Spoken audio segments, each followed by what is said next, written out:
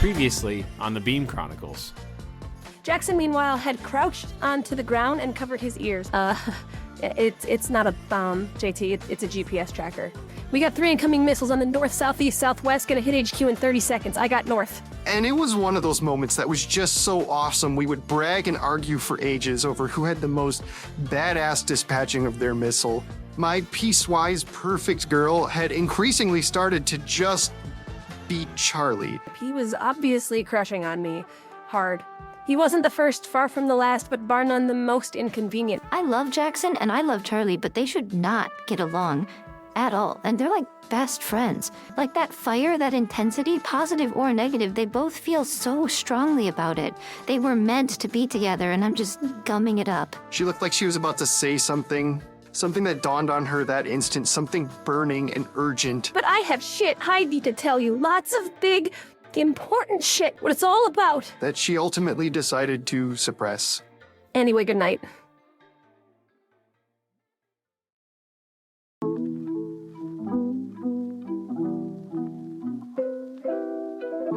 These are the Beam Chronicles, with your host, MJ Dooney.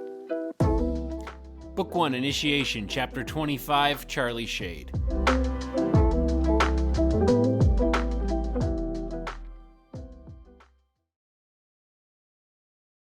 Sydney, seriously, it's not that difficult. Just say the word exactly the way I'm saying it. Ready? Don't. Do not. Now see, you're still just saying do not quickly and smash together. There's only one vowel, the first one. Don't. Donut. Oh my god, that is a completely different word. That means something else. You can't be serious. I cannot be serious. Sydney, what the hell, man? You're a smart dude. You honestly don't hear the difference. I honestly do not hear the difference. Why does this matter anyway? Because people use contractions, buddy. Like basically every sentence. It's part of being a person. Is part of being a person. No, that time you just said is instead of it is. This seems to be the result of sheer laziness. Charlie, who determines which 2 words are permitted to be contracted into 1 word anyway? I don't know. Society and history and the evolution of language. Oh boy. Jackson finally joined us on the roof of HQ where he'd asked us to meet him about 5 minutes ago. Normally I was a stickler for punctuality, but I like JT enough to give him the benefit of the doubt. And it gave me a chance to work on Sydney's linguistic issues. Trying to teach him contractions again? It baffles the mind how challenging it is for him to grasp it. I am sitting right here. That is rude. Even Sid cracked a smile at his own expense. He was getting good at figuring out when he was acting bizarrely, even if he still kind of sucked at not acting bizarrely. So, what's with the secret club roof meeting, JT? And what took you so long getting to it? He smiled, bashfully glancing at his feet, holding something behind his back. Well, first of all, it's been 1 month since we stopped Fly and Foon, and a crazy month at that, what with all the publicity and... Well, I guess I don't have to tell you. I just thought that maybe it had been a while since we did something private and special. Just the 3 of us, you know? And besides, Sydney's birthday was like 2 days ago. But we have already celebrated my birthday, Jackson. I do not enjoy being the center of attention. Don't. You don't enjoy it. I do not enjoy it. Then forget the birthday. Just a good old-fashioned hangout amongst friends, exclusively the 3 of us. No Maria or Phil or Murphy, Ava only, just for today. Next time we can bring the whole crew, but I don't know. I wanted to do a night alone, the 3 of us. What do you think? You guys up for it? Hey Jackson, if we do this tonight, will you fucking stop asking us to go on a fishing trip with you? Yes, thank you. What the hell? I am sorry, my friend, but you keep mentioning it, and it sounds dreadful. You guys have never been fishing. The salmon are running this year. I don't even care what that means. Fish do not taste good, Jackson. It's not about eating them. Then what is the point? Sid, hold on. Great opportunity to cuss. Oh, is it? He grinned at me broadly. Okay. Which one? Basically any of them. What the blank is the point. You fill in the blank. Ah, yes, okay. Thank you, Charlie. What the asshole is the point? Oh my god. The thrill of the sport, the hunt, going toe-to-toe with nature and emerging victorious. Yeah, sounds riveting. I rolled my eyes. Outfoxing the dumbest animal. When you both go fishing with me. I will never go fishing with you. When you do, you'll see that it's fun. Hey, by the way, JT, what do you got behind your back there? I could sense him hovering a little surprise behind him, and while with a little bit of effort I could easily spoil it, I figured I'd give him this one after ripping apart his awful hobby. Oh, right, sorry. It's beer. He swung the six-pack around his body and held it out in front of him. I must have been making a face that revealed my true feelings because he instantly jumped into defensive mode. Charlie, come on. One beer's not going to kill you. No, but it's gross, and I don't want to. Give me one good reason to do it. For me? Do it for me? Good enough reason? I scrunched up my mouth, and he pressed. Just one. You don't even have to finish it. Just hold it, I guess. Just to participate, please. With an exasperated exhale, I reluctantly snatched the bottle he was extending to me and pried it open over the ledge of the rooftop. Leaning against that ledge, I took an exaggerated sip to demonstrate I was playing along. Gross. I hated beer, but obviously it made Jackson happy for some reason, so I guess worth it. I guess. Sydney? I am only 18. So what? I'm 19. Actually, yeah, I hadn't thought about that. No offense, JT, you don't seem cool enough to be into underage drinking. He shrugged. It's legal in Canada. Sid, take one, come on. Peer pressure. You weigh 1,000 pounds, dude. One beer won't even hurt you. Come to think of it, I am actually uncertain whether or not I am capable of attaining a state of inebriation. I may possess the capacity to metabolize ethanol completely, preventing it from entering my bloodstream and intoxicating my cognitive function. So, yes then? Yes, then. JT tossed him a beer, and the two of them walked over to the ledge to join me on either side. We turned around and looked out over the world. The world that hated us for what we were, but loved us for what we did. And I was never one for nostalgic reminiscing, but hey, whatever. The moment felt right. Hey JT, remember on the first mission when you put that tracker on Skelton's foot and you thought it was a bomb, so you were like ducking and covering your head and bracing for impact? He chuckled and shook his head, but Sydney was intently glaring at him as if waiting for him to say something specific. Jackson, there is a follow-up to that story. Nope, I do not recall. Yes, there is. Because a few months later, Charlie, while you were searching for the fly and Jackson and I were performing missions without you, we had a Bader case in which Murphy deployed a bomb onto the unevaluated anomaly, and while we all ran for cover, Jackson stood idly by and continued fighting. I had to tackle him to the ground to protect him from the explosion. He later explained that he thought it was just a GPS tracking device similar to the one he had planted on Skelton long ago. So you thought a tracer was a bomb, and then you thought a bomb was a tracer. Hey, give me a break, all right? You've both done dumb things too. Oh. Sydney excitedly jumped on board the self-deprecating memories train. Oh, do you remember on my first mission when I had never before been in a truck and I stood up while it was taking off and I tumbled out of the back of it into a crowded suburban street? Oh my god, yes! And then I grouped off and pretended like I was catching you for a beam bust. We put on like a super elaborate but totally unconvincing show pretending to fight, trying not to laugh. I think I even shot you, right? Also that the civilians who caught a look at you wouldn't report it to scouting. Except for they did anyway. Like 1,000 reports of it came in, and it got all the way to evaluations before anyone realized it was just Sid falling off the truck that everyone was so worked up about. Ha! Yes! Caraway jokingly followed through on the evaluation. She even assigned an agent to my case. That is how I met El Lobo. We all simultaneously took a sip of beer as the reminiscent merriment died down. Why do people drink this? This tastes like urine. You're telling me, Sid. Hey, this is good beer. No culture, honestly, between the two of you.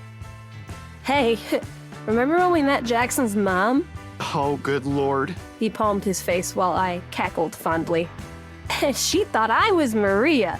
She answered the door and she saw me with my hair and my gun. Could not believe her son was pulling down this absolute baddie, almost fainted on the spot. When I came to the doorway, she did faint on the spot. Leave her alone. You two are a lot to take in first impressions like that. It's my fault. I should have prepared her better, steeled her up for it. Besides, by the end of the day, once the shock wore off, she was really fond of you guys. She still gushes about how polite Sydney is every time I call her. Well, that is because I am polite. Hey, what'd she say about me when you call her? He dodged the question super shiftily, distracting with yet another fond recollection. Hey, remember Missile Defense Triangle? Ooh, Missile Defense Triangle. Sid and I said it longingly in unison. It took place right on this very roof, and each of us spun around to face our respective corner. Mine was the best. Fuck off, Sid. You barely even moved. That is what made it superior. The elegance and simplicity and finesse, it was beautiful because it was effortless and not ostentatious. I could not say the same for either of you. Hey, I didn't even move at all. I just stopped it with my damn mind and flung it into space. That's cooler and more elegant than either of you and your mere terrestrial efforts. Yeah, JT, yours doesn't even count. What? Why not? Because your missile still went off. You didn't technically stop the explosion at all. I think that's grounds for disqualification. Now, honestly, considering my overgrouped handicap at the time, it was impressive enough that I was able to do anything, much less something 10 times more awesome than either of you clowns. There is no handicap in this contest, Charlie. Sydney denied my appeal, then suspiciously hiccuped. I too had just thwarted big robots, twice as many as you had. This competition occurs regardless of prior events to be judged within a vacuum. I am the one who... He faded out, grumbling something indiscernible. JT and I glanced at each other in amazed disbelief. Is he? No way. Not already. He weighs half a ton. It was one beer. Yeah, but I mean, he's obviously never drank before, no tolerance. I think he's wasted. What happened to his metabolism taking apart alcohol? I guess it could be the opposite. Sydney slurred, blinking slowly. Perhaps I metabolism alcohol so slowly compared to all of the other things. Kavorsky was always one for maintaining my ability to partake in social interaction. And what is more popular than a little social drunkenness? Especially to the Polish. Ha, ha, ha, ha, ha, ha. JT looked at me, mouth agape, and I giggled to myself. One beer. Hey, tell Prophet we found another way to contain him. The man handles his liquor like a freshman. Oh, actually, that reminds me, speaking of containing you, Sid, I've been meaning to ask you, but with all the hullabaloo with Foon and whatnot afterwards, how did you survive? What do you mean, Charlie? He rolled his forehead back and forth along the ledge. Good Lord. Maybe it was the worst time ever to ask him, but I did it anyway. When Foon was blasting you guys and I grouped Jackson out of it, you held up that truck against him all by yourself. How?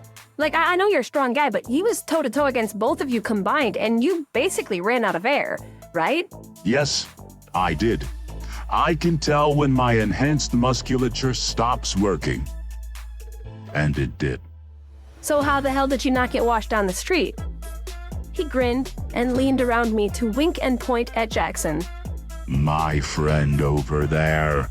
This guy, he knows. I do. Jackson looked perplexed.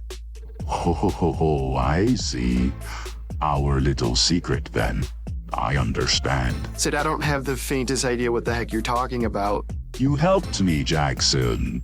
After I could stand it no more, I stepped away from the truck, prepared to face my doom, and when I did it, it remained suspended before me. You were holding it up, remember? Sid, really, no. I was not doing that. I was in the warehouse with Fly the whole time, pretty well distracted, and besides that, I don't think I could even do that without being there next to it, especially something requiring that much effort and force. However the truck stayed up, it wasn't me, Sid. Oh, yes it was. Yes, it sure was. And kaboom, just like that, Big Purple gracefully blacked out for the night. Weird. I guess I should ask him again tomorrow. Guess so. Wonder what it was, though. I shrugged. Maybe we'll never really find out. It's not like he'll know better when he's sober. It's not that big of a deal anyway. He adamantly disagreed with me, I could tell, but didn't intend to start an argument about it. We'd soon enough be arguing and forgiving each other over some other equally irrelevant subject anyway. That was our nature. Why taint this peaceful, simple, happy moment, a short forever remove from the madness? With Sydney out cold, I decided to ask him another, more private reminiscing question. In my stupid, ignorant 20-year-old brain, I had myself all fooled into thinking I was just asking him to be shitty and embarrass him. But there were deeper, ulterior motives at play that I'd yet to come to terms with, even though I was probably closer to doing so than you'd think. Hey, Jackson, remember when you had a big crush on me? Damn it, yes. Will you ever let me forget it? Nope. Huh, It was too creepy. creepy, eh? It's hard to believe you're the same guy now you were back then. Yeah, that's probably because I'm not. Hey, who was more creepy, me or Foon? I mean, in hindsight, you really weren't that bad, but at the time, probably you. Seriously? Well, only because when Foon hit on me, I could punch him in the face or shoot him or whatever. I had to be nice to you all the while you were staring at my ass. He looked a little distraught, hesitant, and disappointed, paralyzed. I felt bad, so I kept going. Plus, you're all skinny back then. Probably would have gone better for you if you were studly, like you are now. Anyway, like I said, retrospectively, I was overreacting. Knowing you like I do, it was no big deal. Well,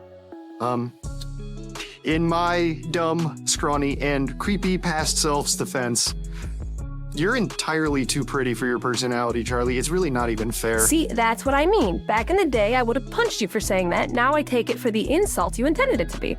We just had to get to know each other, overcome those growing pains. I'm really glad we did. I don't know where the hell I'd be were it not for you, Shayde. Probably dead. Definitely dead. Super dead. Like at least 100 times now. Yeah, or worse. But hey, thanks for getting me here. One day I'll get you back. Oh, God. Can't wait for that overcompensation. No, I'm serious. You and Sydney have killed enough people for me already. One day, I'm gonna get us out of this. All of us, all of it. I'm gonna find a way to divorce our family from Beam. Fat chance. You don't have to believe me. You'll see eventually. One day, I'm gonna fix this whole thing up and give us our perfect lives together. Well, shit. In spite of my undying skepticism, I eagerly await that day.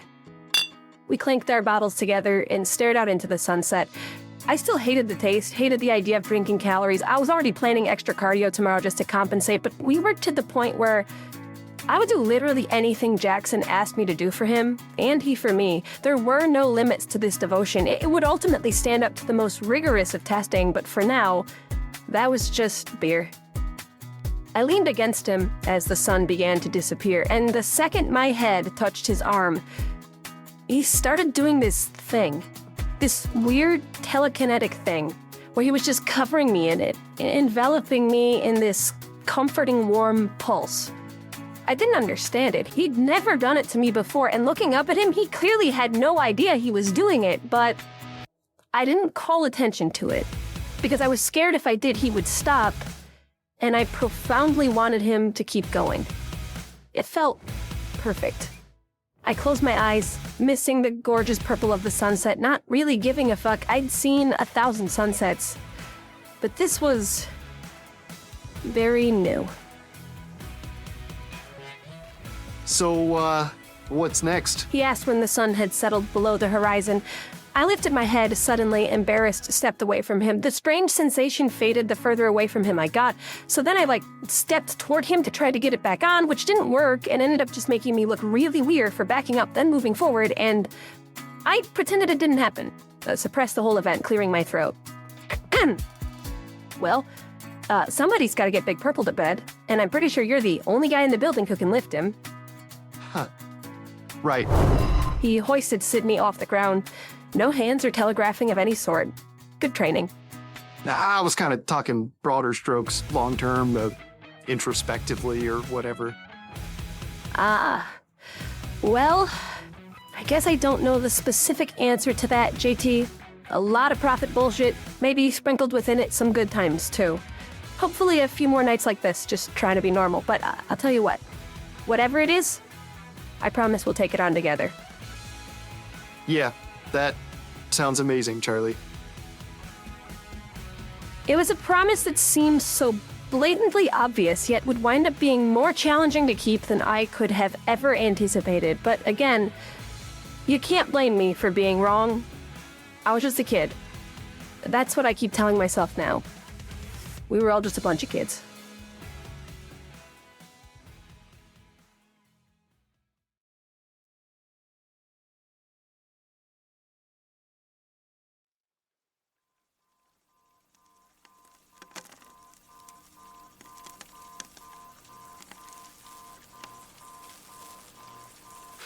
Up and at 'em, soldier. War's not done.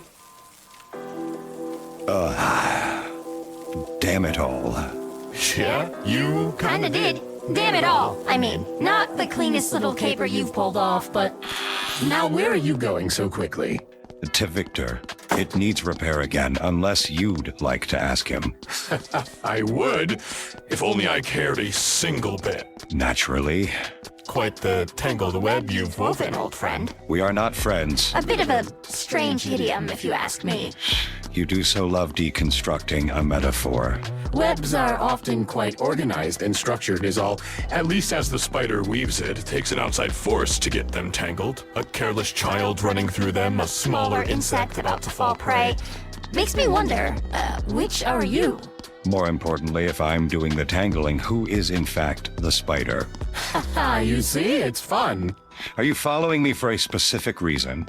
Not a new reason, if that's what you're asking. It's not. The question was rhetorical. Then permit me the good grace not to answer it and move on to my next idiom. I prefer silence. Have you ever heard the phrase, blood is thicker than water? Is this your mysterious way of revealing we are related? Because I've had an exhausting day. I'm in no mood to decrypt your inane... No. Nothing like that. You know what it means. The family you were born into is of more value than the friendships you forge. That's what it means now. Yeah, kind of weird though, right? I mean, blood part I get. Why is water friendship here? I'm certain you're about to regale me with an explanation. It used to mean the exact opposite of what it means now. It used to be the blood of the covenant is thicker than the water of the womb. So the people you go to war with, the bonds you forge, those are the superlative ones. Water was the family you inherited, blood was the family you chose. They switched it. Crazy, right? I believe I understand why you're telling me this now. Tangling your web a bit tight, aren't we, Howard? Making some truly thick blood. It's my own covenant. For now. And in any case, why now? What does this advice have to do with what just happened? Nothing. For now. Yes, well, at that, these days I fear there's not much I can do but secure victory in the now. Oh, Howard, you know that's patently false. It's really the whole point of it all, isn't it? The blood of our covenant. You're no friend of mine. That pains me more than you realize. Stay vigilant. I'm off. Ta-ta now. Of course you are. Vic, it broke again. You were right, not my best idea, but I seem to be replete with poor ideas these days.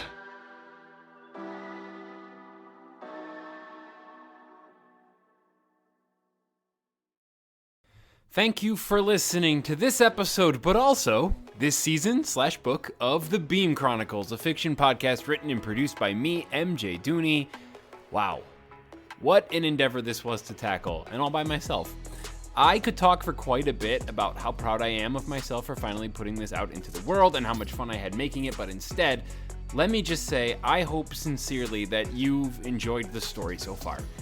You could give me a 5-star rating on Spotify or Apple to demonstrate that, but I think if you haven't by now, I'm probably not going to convince you. Okay, this is going to be the longest outro I've recorded, so here's what I'll say about the next phases for this little passion project of mine. I am taking a break for a couple of reasons, honestly, which I'll lay out for you real quickly before telling you my plan and timeline. I will say it's not a break to write more. I actually have the next 5 books written already, and each of them is a bit longer than this one, so even if I just pressed onward 1 chapter per week, I'd have material for the next, 3 years. So I guess if something astounding happens, like a bolt of lightning, a virality of some sorts, I don't know, if Taylor Swift suddenly decides she's into middle-aged math teachers' superhero fiction podcast and I'm inundated with ravenous pleas for progress, I could potentially cut my hiatus a bit short. But let's just operate under the safe assumption that my modest and greatly appreciated fan base of 65-ish listeners doesn't balloon exponentially for any reasons.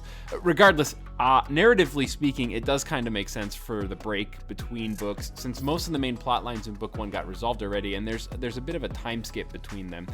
Additionally, I tend to get a bit busy in the late winter/early spring season. I'm an AP Calculus teacher in Detroit, go Lions. And with the AP test in May, I really lock in on getting the kids ready in the next few months, which means if you're looking for an estimation for when to expect book 2, I'd say early May is my best guess right now. Additionally, I would like to dedicate myself a bit more thoroughly to peripheral stuff related to this show, but not directly to like recording and editing episodes. Social media is the really big one, which is a good chance to plug Twitter, TikTok, Instagram, YouTube. Send me a message anywhere if you want to be a part of that, especially if you're an artist, or an email, beamchronicles@gmail.com. But also, some other stuff I've been mulling over, potentially publishing the manuscript itself in like book form, the way I originally intended to put it out there. I also wanted to explore the concept of getting some other people involved with this, like proper voice acting maybe, but I don't know if I can actually do any of that because my budget is $0, and I don't know if anyone would agree to those terms. But anyway, sorry, very long-winded way of saying, this is me signing off for the next few months. So stay tuned for news and updates on social media. All music and sound effects were sourced through the Epidemic Sound Library. Special thanks to Sergio Duarte for creating the cover art for this podcast. I love you all in a weird way. My silent children of the abyss I've been screaming into for the last 4 months. Please reach out if you've enjoyed the show. I'd love to hear it. And thank you so much for listening, and I will talk to you in May for Book 2, Compromise.